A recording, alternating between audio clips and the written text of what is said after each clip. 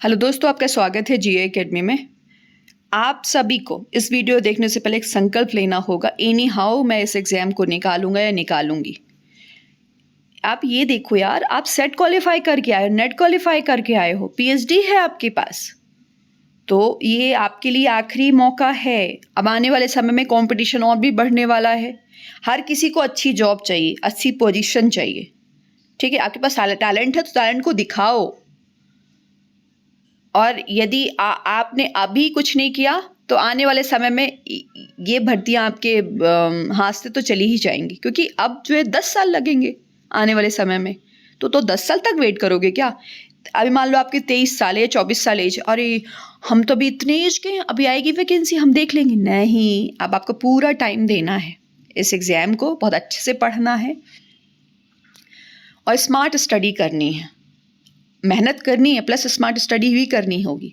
देखो, आपको क्या करना है, जितने भी क्वेश्चंस पेपर एमपीपीएससी जो सेकंड पेपर असिस्टेंट प्रोफेसर के हुए हैं आपके सब्जेक्ट से रिलेटेड, उनका प्रिंट आउट निकलवा करके उनके क्वेश्चंस के आंसर टिक करके उनके सारे कॉन्सेप्ट आपको याद होने चाहिए और उनका आंसर भी याद होना चाहिए, क्योंकि कहीं ना कहीं एमपीपीएससी हॉट टॉपिक को ही पूछा होगा ना, तो आपको एक आइडिया लग जाएगा कि कहाँ से क्वेश्चंस पूछ रहा है। ये होती है स्मार्ट स्टडी।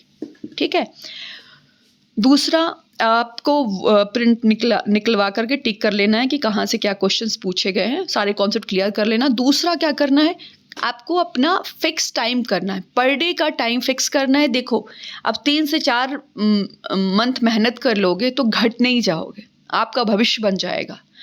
एक फिक्स प्लेस और फिक्स टाइम, ये कर लो। हाँ, कोई कॉलेज में पढ़ाता होगा, कहीं ना कहीं कोई वर्किंग में होगा, लेकिन वर्किंग के साथ साथ आपको तैयारी करनी है, तो आपको ये काम करना है। और प्लस फर्स्ट पेपर के लिए परीक्षा धाम ले लेनी है और हर दिन कम से कम टारगेट रखें, 50 से 25 पेज या 50 पेज तक पढ़ने की कोशिश करें, है ना, परीक्षा धाम को डेली।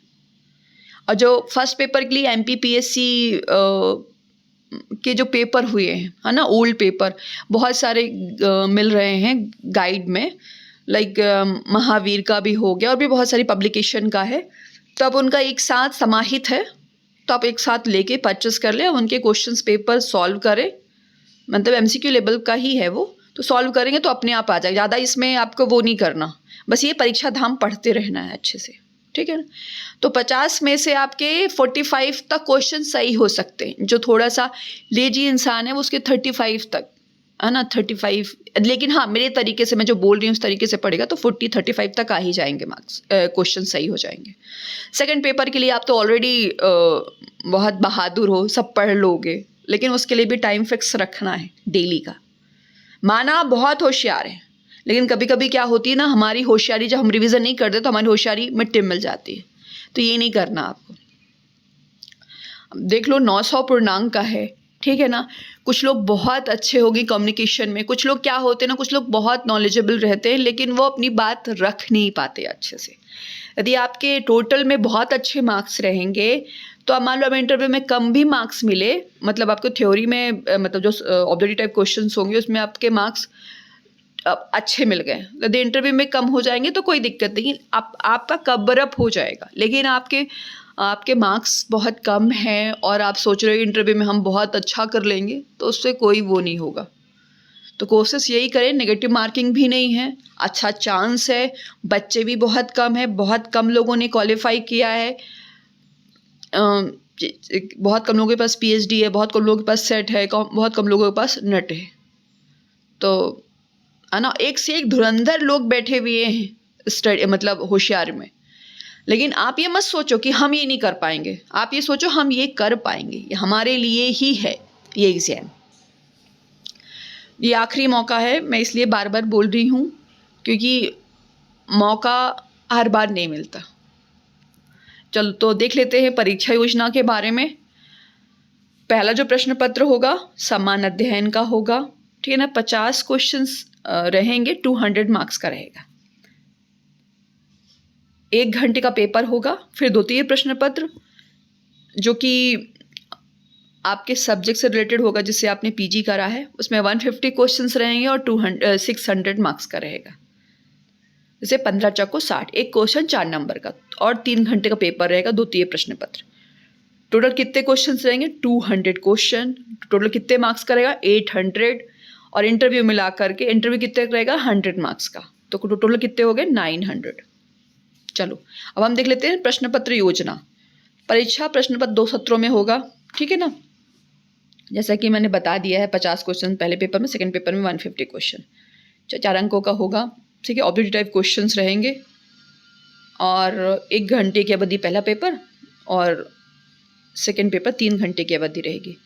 मेरिट जो लिस्ट बनेगी और सभी प्राप्तांकों को जोड़ करके बनेगी, ठीक है ना। दोनों प्रश्न पत्रों के प्राप्तांकों के जोड़कर बनेगी। लेकिन यदि जिसके फर्स्ट पेपर में जो यूआर से बिलोंग करता है, सेकंड पेपर 40% नहीं लेके आया दोनों पेपर में, ठीक है ना, पृथक पृथक लिखा, देखो दोनों पेपर में पृथक पृथक लेके आना होगा, ठीक है। नहीं लेके आते हो 40% तो आप फेल माने जाओगे। और SC ST OBC और EWS PH के लिए 10% की छूट मिली, मतलब 30% आपको पासिंग मार्क्स हैं। यदि इससे कम आते हैं तो आप कॉपी चेक ही नहीं होगी ना। जैसे फर्स्ट पेपर आपने कम लेके आए तो फिर आपकी कॉपी चेक नहीं होगी, मतलब एक में किसी में कम हो गए तो ख़त्म, मतलब आप फेल हो गए, ठीक है ना। दोनों लैंग्वेज में रहेगा, हिंदी इंग्लिश दोनों में रहेगा, ठीक है। एक बात का और ध्यान रखें, जो भी फॉर्म भरते वक्त जो भी आपने अपनी इन्फॉर्मेशन फिल करी है वो एकदम सही होनी चाहिए, नहीं तो आपका जो है जो भी है वो सब वो हो जाएगा, निरस्त हो जाएगा। देखिए 100 मार्क्स का होगा साक्षात्कार, इसका कोई भी न्यूनतम उत्तीर्ण नहीं है।